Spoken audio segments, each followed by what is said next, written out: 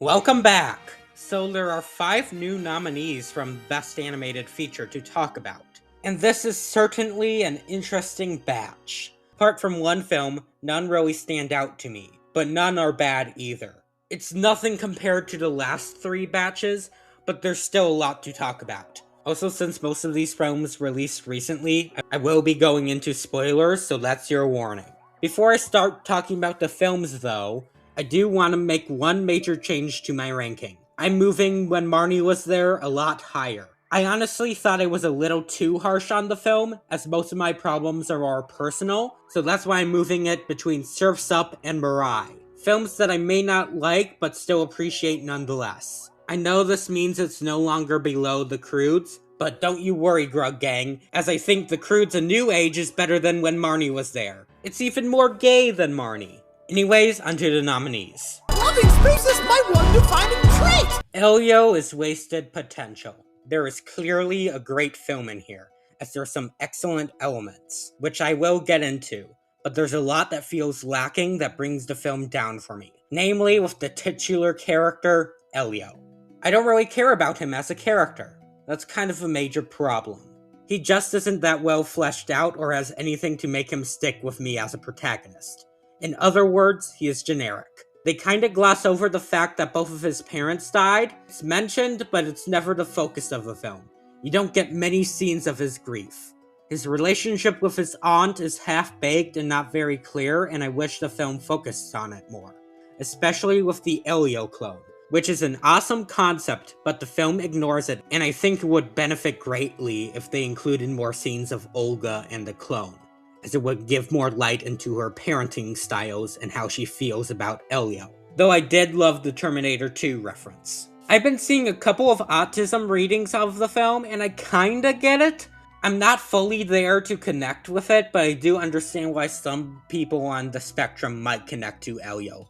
But as is, it isn't really enough for me. I hate to bring this obvious comparison up, but Lilo from Lilo and Stitch does Elio better. She is also a character who lost her parents leading into a rocky relationship with her new guardian, and is someone that many see as an autism-coded character. But what makes her work while Elio doesn't is that she is given proper depth.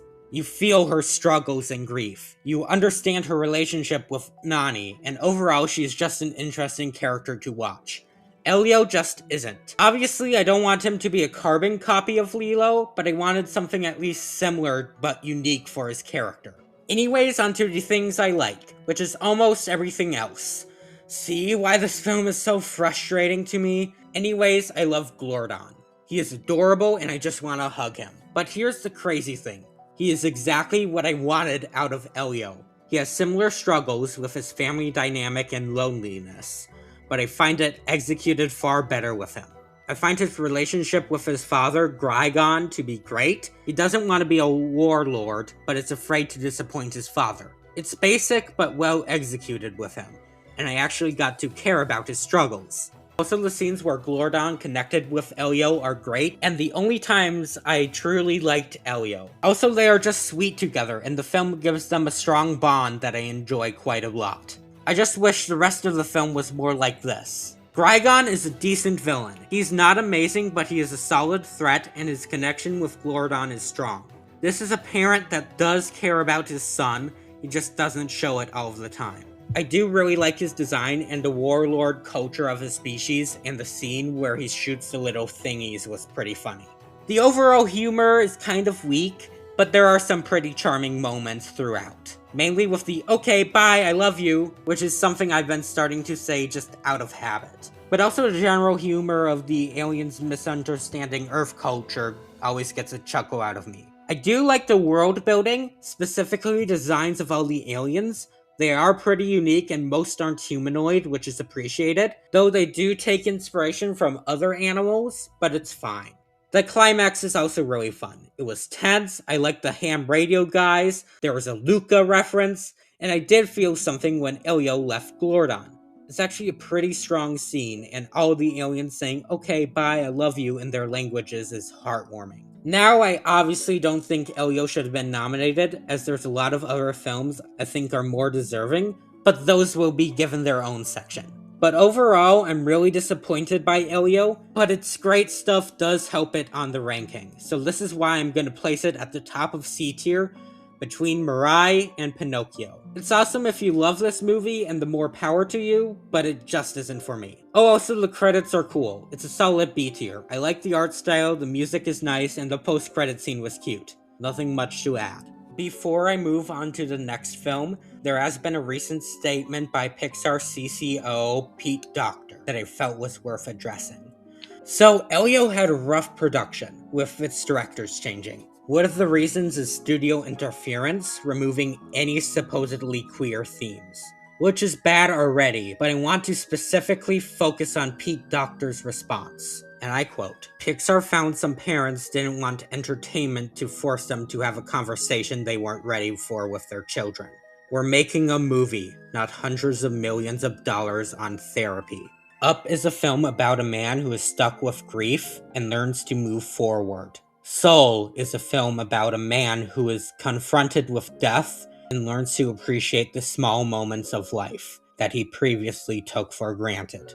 Inside Out is a film that tackles themes of childhood, depression, and dealing with complex emotions. What are these movies if not therapy? Many people have looked at Pete's films and found comfort in them.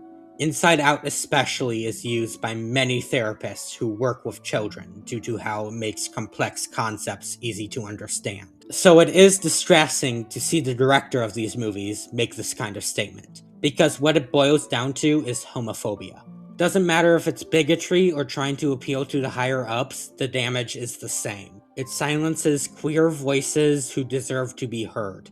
It prevents people to find comfort in a harsh reality. The difficult conversation excuse doesn't hold any ground. Children aren't stupid. If they can understand love and romance, they can understand same-sex relationships. Going back to Pete's films, all of them have harder concepts for a child to comprehend, but no one complains about it since there isn't a minority to oppress. That's all it is, censorship and oppression. This is a studio that has meant a lot to me, and seeing them make statements like this makes it feel like this isn't the same studio anymore. It's now a studio whose main purpose is to create money and nothing else. But there are still some sparks of light. I heard Hoppers is a really great film, and it's doing well both financially and critically. What I hope is that it tells Pixar that people want individual voices to be heard, but I can only hope. There are many other studios outside of Pixar and Disney that do allow their creative voices to be heard. Nimona is a great queer film that goes into the gender-fluid experience. While not explicit, Across the Spider-Verse has many hidden themes that people in the community can pick up on. The Henry Selick film Wendell and Wild features a character who is a trans male. There do exist animated films outside of Pixar that people can look up to. Not to mention the countless live-action movies that feature queer voices. I Saw the TV Glow, Moonlight, Call Me By Your Name, and Tangerine are all widely celebrated movies for their representation. Hope is not all lost. I know it may seem like it if you stick to a certain studio, and what happens sucks, but there's so much else out there to check out. Anyways, I think it's time to move on to the next film. Nick, where are you going? To be honest, I'm thinking Arby's. Zootopia 2 is enjoyable, but just more of the same as the first film. There isn't anything that stands out like the first film had, despite its flaws. It's just more Nick and Judy, and that's perfectly fine. But I kind of desire a little more, you know? Anyways, their relationship is still very fun, and I still love their dynamic. And I do appreciate how this film still keeps them in a platonic relationship instead of a romantic relationship, which I was kind of worried about when watching the trailers. But they didn't do that, and it's awesome. Also, Chief Bogle and Clawhauser is the better Zootopia ship. Changed my mind. And Judy looks fabulous when she's at the gala. The new characters are cool. I do really like Gary the Snake, voiced by Ki-hee Kwan, who's one of the sweetest actors of all time, and he does a great job as Gary. Where he's just an innocent soul who doesn't want to do any harm and just wants to help Zootopia. I find his backstory interesting, with his grandmother being the true founder of Zootopia, and their rivalry with the Lynxleys. Speaking of, Pa Bert is really good. Firstly, he's hot. Secondly, he is a surprisingly good twist villain, and far better than Bellwether, because his motivations make sense and aren't contradictory of prior scenes. He is actually convincing with his pathetic yet lovable personality, and when he is revealed, he is still pathetic and lovable because he's hot. And he also has a good amount of time being evil, and I find him actually threatening. It's genuinely so refreshing to see an actually well-written twist villain from Disney. Nibbles is fine. She gets kind of annoying and definitely my least favorite of the new characters, but she still has some funny moments, and I like how she did not die. My biggest gripe with the film is how it handles its messages and themes this time around. It's just fine. It has good ideas with rich people trying to flush oppressed groups out, but I would like to know more about the reptiles and their struggles to make this seem more dire. While the first film's messages arguably has more flaws, it's far more impactful in my eyes, which is the main reason why I vastly prefer that film. As is, this is just fine. Not bad, but nothing special. The humor is also not as good as the first film. I do not find the animal puns to be nearly as charming this time around, but I still get a lot of chuckles, mainly with the Ratatouille reference and the legendary Shining reference. Also, the Patrick Warburton horse was amusing. Overall, I was kinda disappointed with this film. It's still good and enjoyable, but it isn't that special, which is why I'm putting it above Cars, but below Frozen on my ranking. This is another film I don't think was deserving of a nomination. It's not even the best furry movie that released in 2025, but we'll get to that later. Also, the credits is pretty much the same as the first film, but I'm not as big on the Shakira song this time around, so I'm gonna put it in B tier. The post-credit scene with Judy threatening to murder her neighbors was funny though. Time to open the window! Oh no! Why? Why is this happening? I had a difficult time finding Arco at first. It wasn't widely available yet, and going to the theater wasn't a viable option, so I was left in the dark for about a month. Until my good friend Emoji Talks finally found me a copy for me to watch for the purposes of this video. Even though more people have seen it now, I'm still gonna go lighter on this film as I just don't have a lot to say about it. Anyways, Arco is pretty good. I will admit that I was somewhat disappointed because it didn't wow me like I was hoping, but it's still a very nice and sweet film.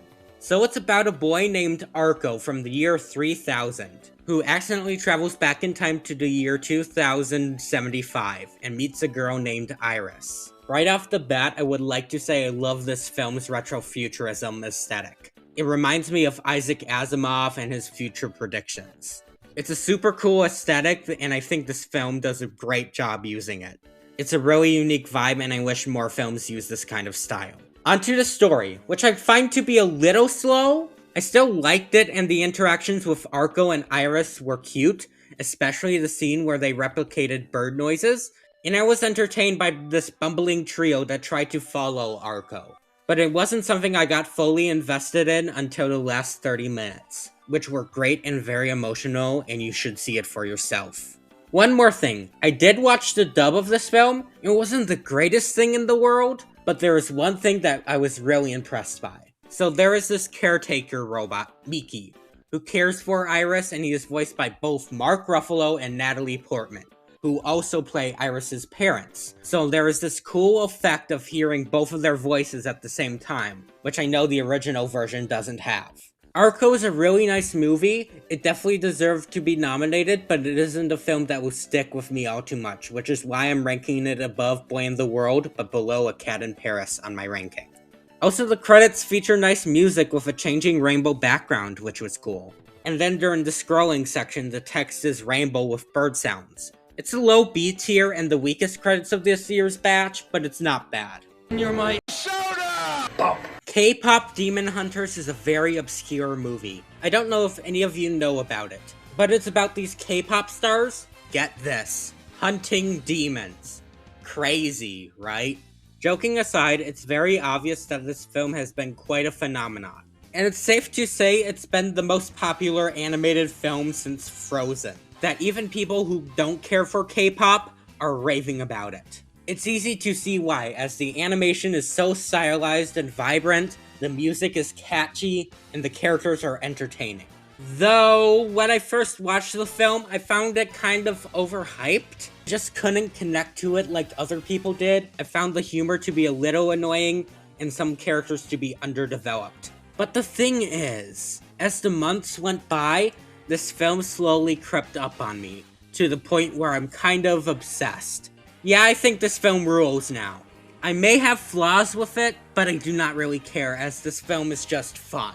I had a lot of fun rewatching this, and I think a huge factor in this is the film's animation. I've seen some people criticize it for being too expressive, but I feel like the film needs the exaggerated expressions to work, and it really helps with the film's comedy. Normally, in a vacuum, I'd cringe at a lot of the jokes, but the expressions are so played up that they wrap around to be hilarious. I do get if that's not everyone's cup of tea, but it works so well for me. I especially love the weird yeah face they make. It's so silly. Also, the scene where they started shipping Huntrix and the Saja boys is comedy gold. That being said, not all the humor works for me. There's a lot of jokes that boil down to, I hope bad thing doesn't happen, and then the bad thing happens. And there's a few bits of gross out humor, but they aren't prominent enough for me to find it to be a real issue. The rest of the animation, though, is stellar. I already went over the expressions, but the action scenes are vibrant and fluid. Now onto the characters. One of my biggest initial complaints is how I felt Zoe and Mira to be underdeveloped. But I realized they don't really need to be developed, because their appeal is their personalities, and that carries them as characters. They still highlight some of the insecurities they have, so they're given some depth, even if it's not as much as Rumi. I do stan Mira though, she is the GOAT. I also do like Bobby a lot. He is the manager that takes care of Huntrix's mental health. This is how you know this film is fictional. But yeah, he's pretty funny. The main two characters I want to highlight are Rumi and Genu. So Rumi is secretly part demon. Yeah, no biggie. This naturally leads her to feel disconnected from her fellow band members, as she fears revealing it to them. I think how this film depicts her struggles is very strong, and it gets tied to Genu, a demon that feels trapped. I think how they connect to each other despite being mortal enemies is strong, and Genu's backstory about him abandoning his family is heartbreaking, and it allows Rumi to feel sympathy for him. One major flaw with the film, however, is the final act. While the climax is great, I think the events leading up to it are kind of messy, as it includes a liar reveal to third act breakup. My favorite. Granted, it's not that bad compared to films like Klaus, but it's still annoying and not really enjoyable. Also, I do not know how to feel about Genu's betrayal and sacrifice. It makes sense, sure, but I don't think it's executed the best. I think a scene showing his inner conflicts would have helped a lot. The credits are a solid A tier. I love the chibi style, and while Takedown is an odd song choice, it's still a great song, and I love the touch of them showing the actual singer singing it in the recording booth, showing that yes, these songs did not pop up from thin air.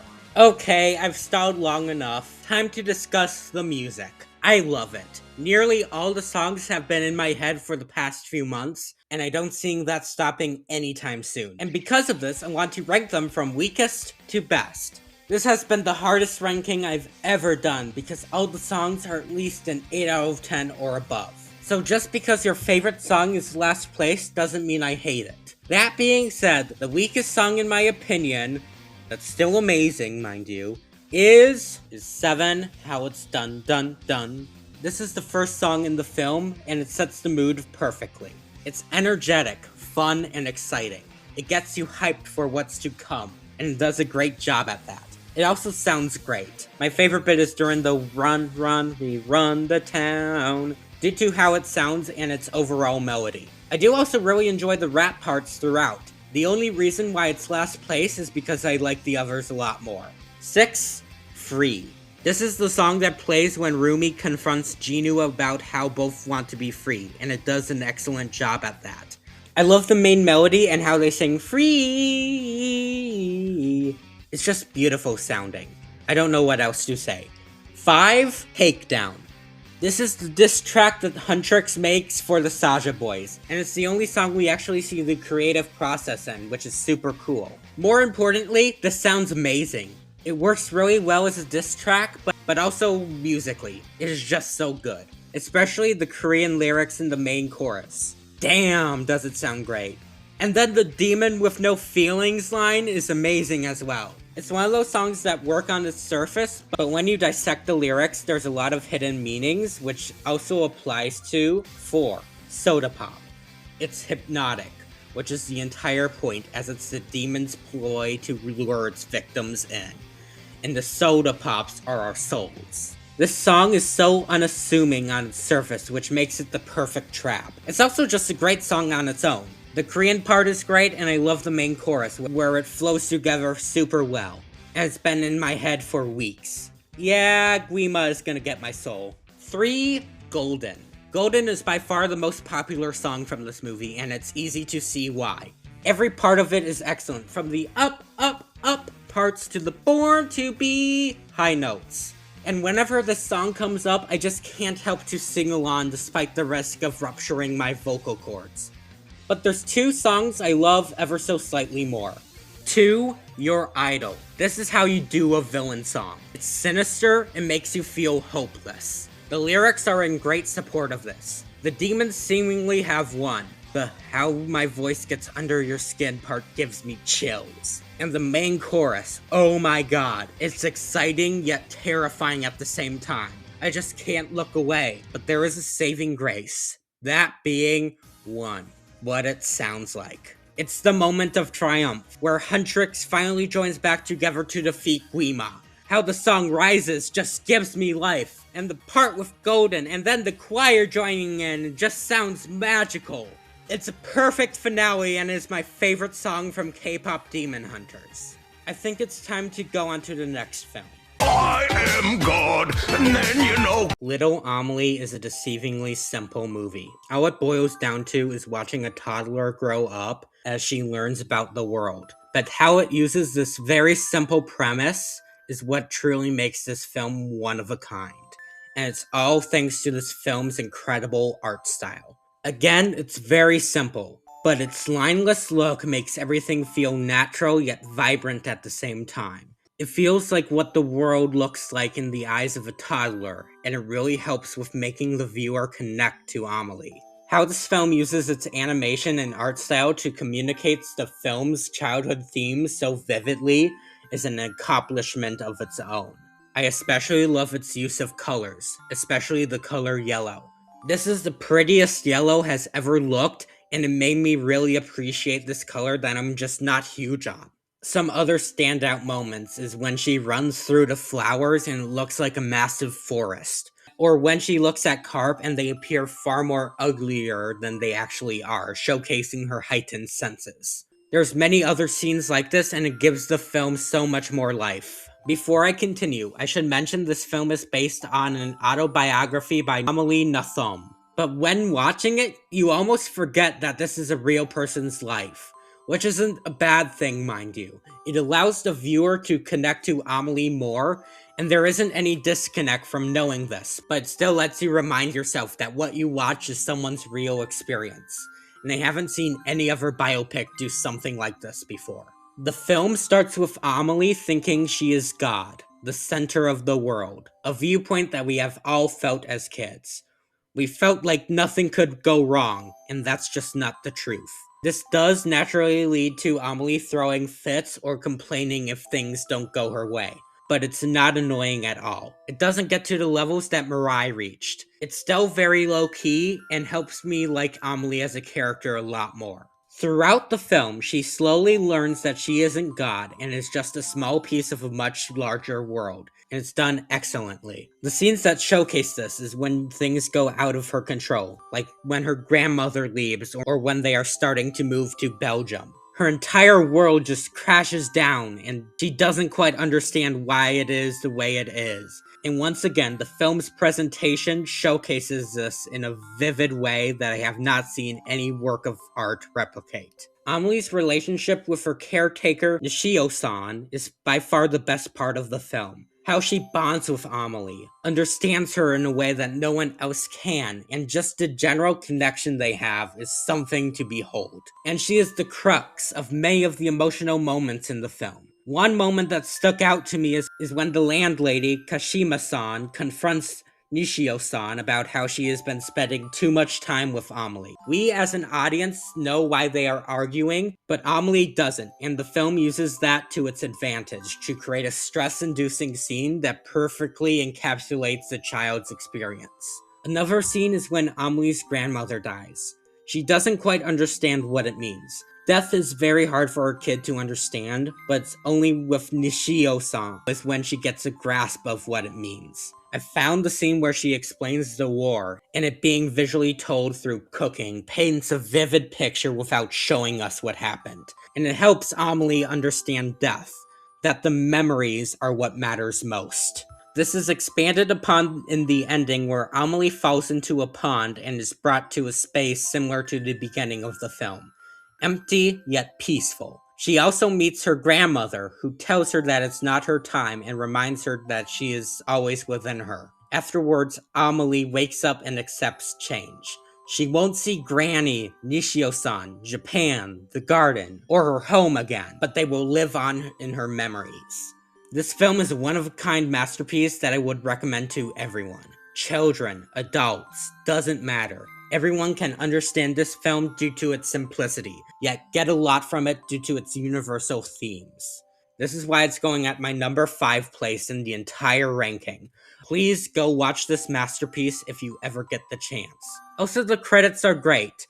It shows some family pictures, but that's all it needs to be. The water droplet at the end is a nice touch. It's a low A tier for me. Now it's time to go over the films that I believe have been snubbed, as well as other films that didn't make it in. Firstly, Lost in Starlight. It's a Korean animated movie set in the future about an astronaut named Nan Young falling in love with a musician named Jae. It's an absolutely stunning movie with such an emotional main relationship where you fully buy the two's chemistry, and it goes into some directions I wasn't expecting. And on top of that, the music and animation is spectacular. Obviously, this is what I would have replaced Elio with. It's a shame that this film isn't recognized more, and you are doing yourself a disservice on skipping it. Now on to the film that will take Zootopia 2's spot. It's The Bad Guys 2. This was honestly surprising for me as I wasn't too hyped about the first Bad Guys film. It's a fine movie, but I didn't vibe with a lot of what it was trying to do outside of Wolf and Diane. But the second movie, on the other hand, wow, this was amazing. Firstly, it's a lot more funny than the first. I laughed a lot more times, and I found the side characters to be more engaging this time around. Plus, the villain, in my opinion, is better than the first. It's just an overall fun experience. Now I know some people will mention these next few films if I don't, so here goes.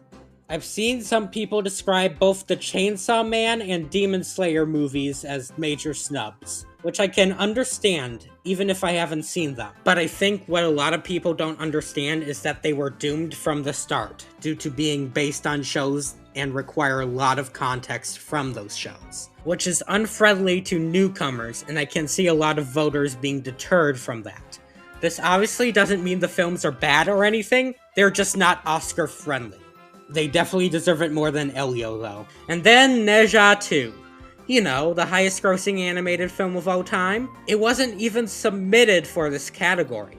I'm not exactly sure why, but that does mean it couldn't have possibly been nominated. But hey, its box office is already a huge achievement. Let's see, what are some of the other animated films to consider? Dogman was fun. I enjoyed its art style and it had a lot of great humor. I heard Boys Go to Jupiter is a unique movie that I'm interested in checking out. Mamoru Hosoda's Scarlet is a film that exists. There's a new SpongeBob movie. The Ice Spice song is better than the Diane Warren song nominated.